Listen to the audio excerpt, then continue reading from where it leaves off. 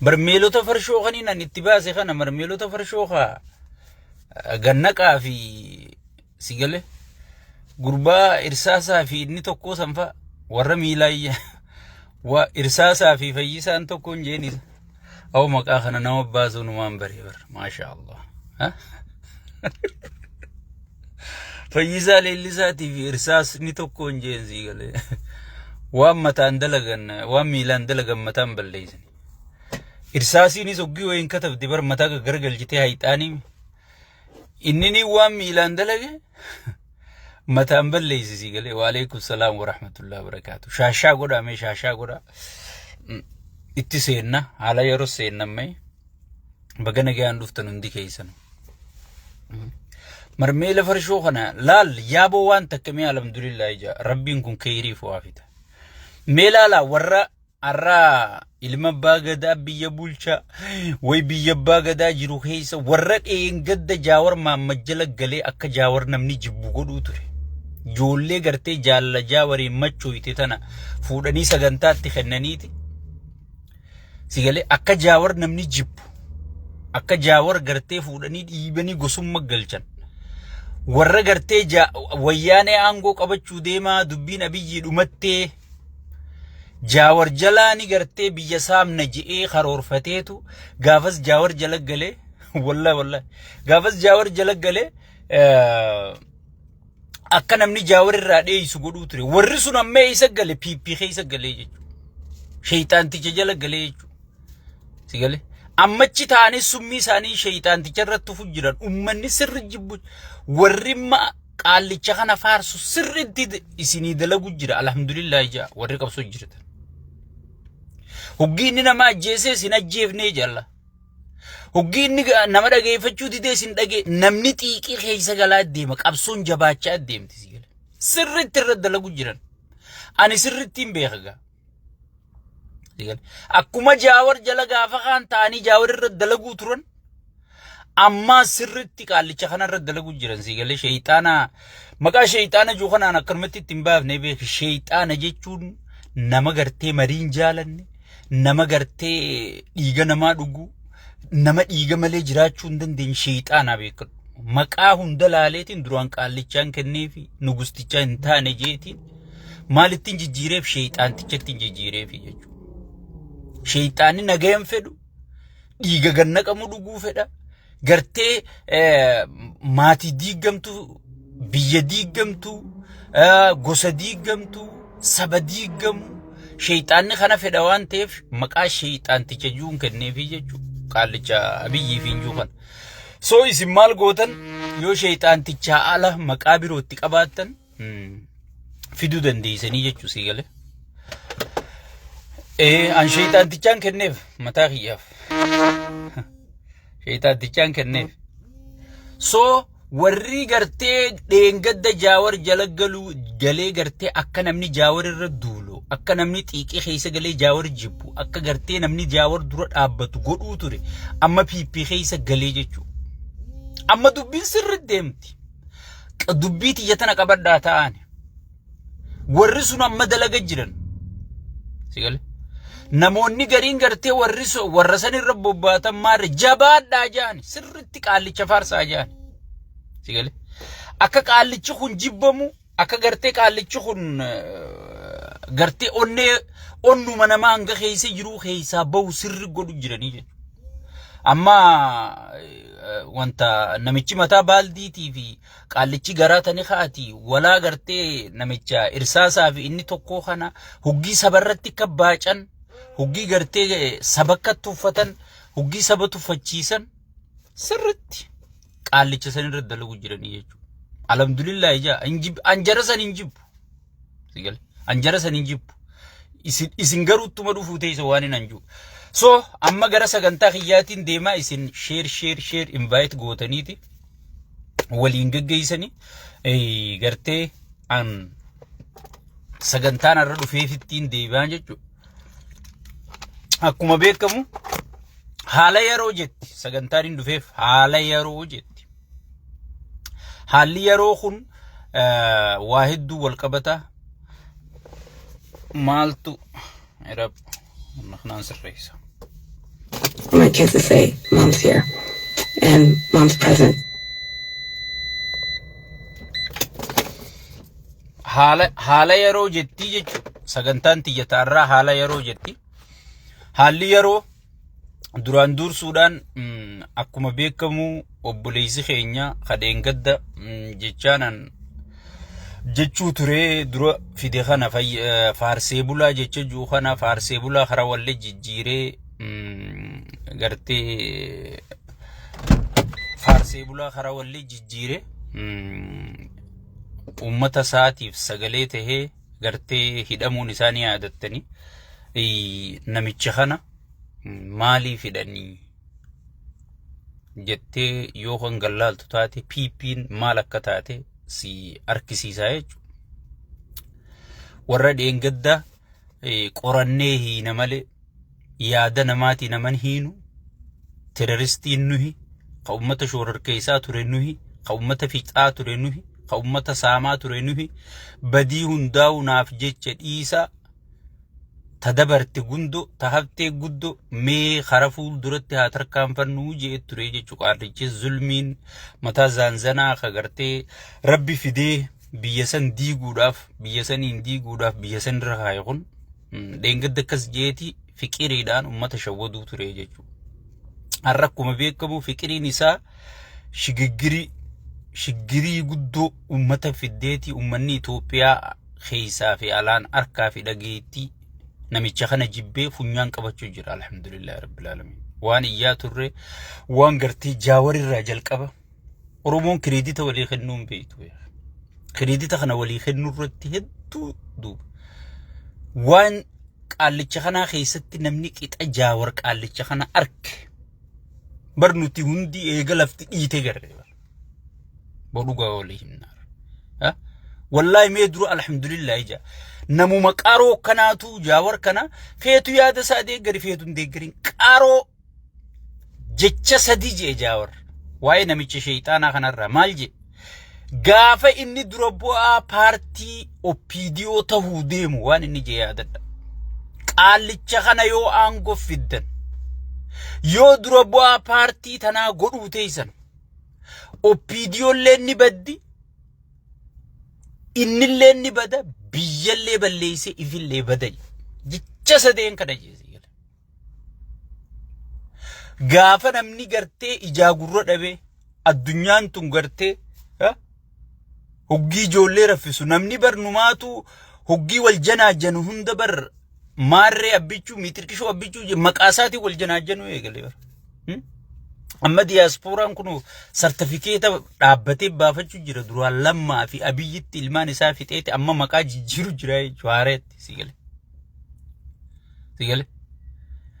so jaawar gaafa nuti isa dura dhaabbannu ana yeroo hunda jaawaris yaaduma isaa duraan dhaabbachuu ture gaafa sitti yaanne yaadaa miti dhuguma inni isa arkee jira namichi kuyyoo kana caalaa hidda gati hidhate gaafa gartee paartii keessaahuu inni galini arkee jira jechuudha.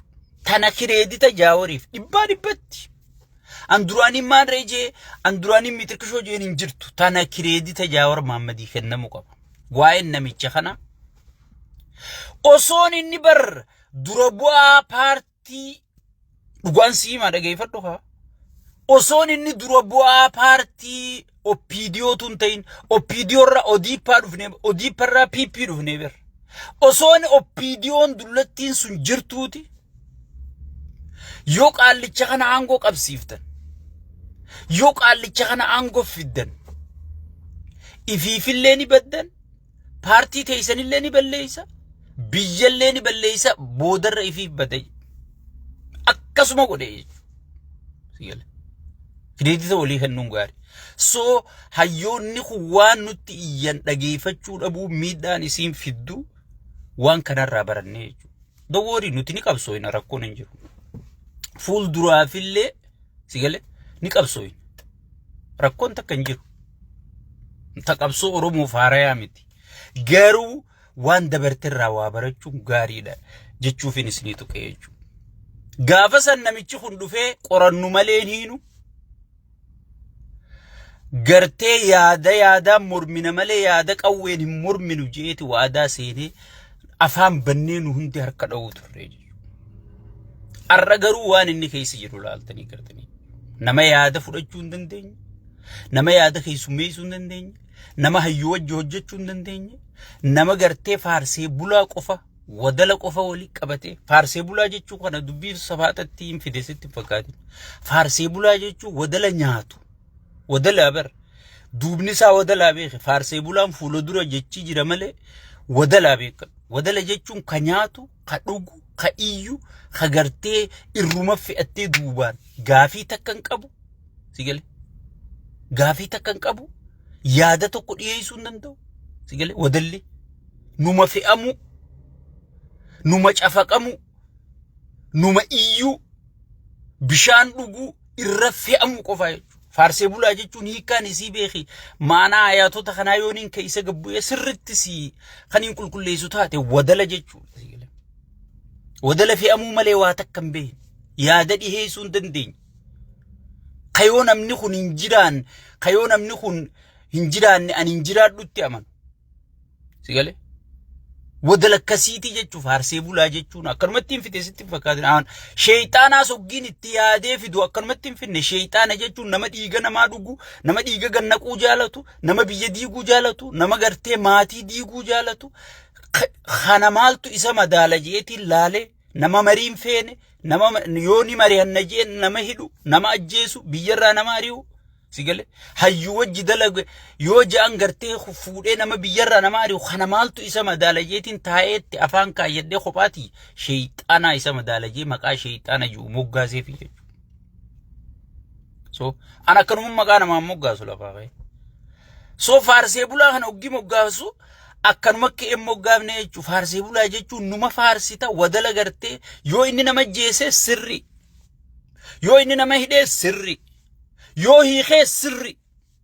Melala guyyaa taayyuma fudhadhu. Gaafa taayyeen dura hidhamu wadallootiin isii faarsee bulaan tun maal jechuu ture? Santu seera baga hiite jechuu bar. Gaafa taayyeen gadhiifamu baga baate abbichuu kana. Yoo hidhees santu seera jedhan. Yoo hiikees wadalli baqaa nyaatuu dhuguu waa takka wanni inni yaadu hin jiru. Dhuufuu yaasuu qofa. Oggii ba'aan raffeeti. Sanuma tuniif farshoo dhuide gartee nadhoo bunnaa beetii tana waliin qabattee asumaan dhuufuu yaasaa bulti malee waa takka keessa hin jirtu jechuudha. Wadalloota jechuudha. Duubni faarsee bulaadha. Wadalloota jechuudha jechuudha. Kanaaf guuttiingi egzaampilii isii kenneetiin jira jechuudha. Gaafa inni nama hidhu santu seera jedhan. Gaafa inni hiikoo akkana gaabbichuu jedhan. Amma pirezidaantuma Soomalee Hassan Sheekh fudhadhu gaafa duraa maraataa qaallichaa aktiivistii jedhaniin bara Hassan Sheekh kana aktiivistii jedhaniin sigale arrabsanii gartee kana aangoo hin qabne ka biyya bulchuu hin dandeenye akkamitti gartee Itoophiyaa jala dubbata wuuy miitirkishoo jechuun turre. Gaafa inni dhufee abiyyi wajji koo akka nagaa Hassan Sheekh goota keenya wadala jechuudha. They don't have nothing mind. Mataan qaban sigale mataan qaban yaaduu hin danda'an ifi yaada maddisiisuu hin danda'an wadalloota jechuudha. Sigale faarsee bulaa jechuun hiikkaan isaa wadala jechuudha. Wadala fe'amuu malee nyaachuu malee dhuguu malee ukhayni isaa guutamnaaniif waa takka bu'aa hin qabne jechuudha. So wadalloota irraa wanni isin eeydan takka illee hin jirtu jechuudha. Yoo irra fe'achuu beeytan irra fe'addaa isinis. Caljaa irra fe'addaa. Sigale wadala numa fe'atan malee wadala irra gartee jireenya laayifii yaada wanni jaamu wanni barbaadan hin jirtu jechuudha. So namichi kun gaafa nuti warri yaada qabu isa jala yaanu sigale ni jijjiirama jechuu turre. Jijjiirama. Gaafiin Oromoo ni deebiti. Jenneeti gartee itti caccabne akka beera ulmaa nama keessaa baane mana teenye. Warrummaan irra isa gartee abbichuu jee harkatu mukanaatu manatti uleen nutumuu ture.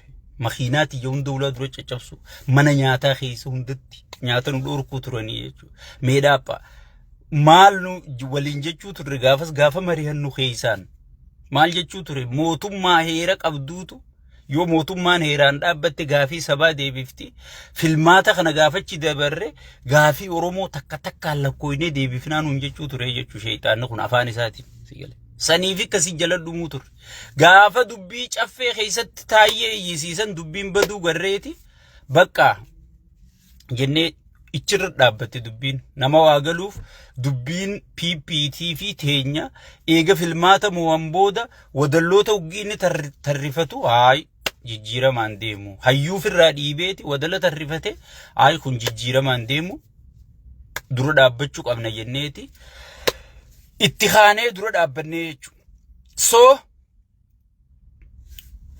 san share godhaa walii daddabarsa ummanni keenya kana gartee ciniinnatee dura dhaabbachuu qaba tanaasoo keessattiin itti dhufa amma ta'u obboleessa keenya Faisal Abdurrahman irratti hin deebi'e faarsee bulaa jee faarsee bulaa kan moggaase ana bakkaan an jirutti barbaada ana gaafadha faarsee bulaa ka isiniin jee ana ka gartee jecha addunyaarra hin jirre fidee isinin maxxanse akka isin gubattan akka isin farshoon isin baddu akka shalleen gartee isin boraafattanii irra ciiftan hundi isin baddu ka godhe ana maqaa faarsee bulaa isin moggaase miskiina maal gootanii rakkiftan faarsee bulaa yoo je afaaniin je hay mirgan qabu namni mirga dubbachuun qabu Trump asii arrabsaan jirani dimokiraasiidhaan nuti addunyaarraa tokkoffaa jechaan jirtani jijjiiramni dhufee dirreen siyaasaa bal'atte hay namni jecha faarsee bulaa obsuu dadhabe namni jecha faarsee bulaati jecha fuudhee nama hidhu akkamiin warra kursii isinirraa fudhachuu deemu paartiilee mormitoota ta kursii nuu qoodaa jettu ta aangoo nuu qoodaa jettu akkamiin walii galuu teeysan yaa oromooti yemee dammaqite kullee ta'a dirreen siyaasaa bal'oodha dirreen siyaasaa bal'atte mootummaa gartee dimokiraasiiti mootummaa mariitti amanu mootummaa yaada qabu mootummaa gartee namni tokkollee nu malee yaadan qabu paartii mormituu nu malee yaadan qabdu jaami sheeyxaanni mataa zanzanaa kun haya yoo yaada qabaatte namni gartee khomii sodaatu yaada maal qaba mee akkamiin Jawaar Mohammad dhufeen wajji mari'achuu dide Mararaa Guddinaa dhufeen wajji mari'achuu dideen akkamitti isinirraa baati meenaayim marroo dirribaa dhufeen wajji mari'achuu dide wobootu marii dide hay namni jecha kana bar woboon faana aangoo qooddanneeti biyya wajjiin bulchine isiniin jechuu jirti bar kun namni faarsee buluma jee afaaniin muuziqaa jechuma 2 3 4 irra kan caalle sigale gitaara dha'ee faarsu sirbuu tureemi namni jecha kanaa obsuu dadhabe kursii namaa qooduu kamitti obsa mee kursii namaa qoodu kursii addaan qooddachuu aangoo qooddachuu akkamitti obsa asirra dhaabbadhaati gartee waan qaallichi kun tahe waan sirni kun tahe madaaluun nama dhibduu jechuudha tatanaan faallaadha warra abbaa gadaa rashan warri nama jeese heeratti hin dhiyaatu warra abbaa gadaa rashan immoo goota jeena leenca jaaniiti fuudhanii aangoo guddina kennaniif warra nama ukkaamsu teelee mootummaan to'attuuni dawwalanii maallaqa hangana baankii kanatti baankii mootummaan to'attuun sigale baankii daldala Itoophiyaa tan mootummaan to'attuun tan mootummaan itti gaafatamummaa qabduun maallaqa miskiinarraa guuranii intalaati mana barnootatti ergatte ukkaamsanii nama magaalatti haajaa deemu takka haakima dhaquu deemu ukkaamsaniiti miliyeenaan gana yoo nuu kennitan malee gad hin dhiifne haya miliyeenaan gana kunoo wali qabne harkanne isatti isinina baankii akkana akkaawuntii akkanarra nuu naqa maali waliin jechuun jiran beeki telefoona mootummaan to'attu mootummaa wanni finjuu sheeyxaanni kun to'atu waliin jechuun jiranii beeki sigale bakka inni irraa kan dhaabbatee kana juu yoo arkuu barbaadanne arkanii beek sigale warri gartee kana daldala kana oof warri nama jeesu warri mana nama raggubu warri nama gudeedu tokko heeratti hin dhiyaatu jechuudha kana ma'aanaan ayatoota kanaa maal garsiifti waan kana gartee shayxaantichi kun duuba jiraachuu yakka gurguddaa kana gartee shayxaantichi kun duuba jiraachuu sigale duuba jiraachuu argisiifti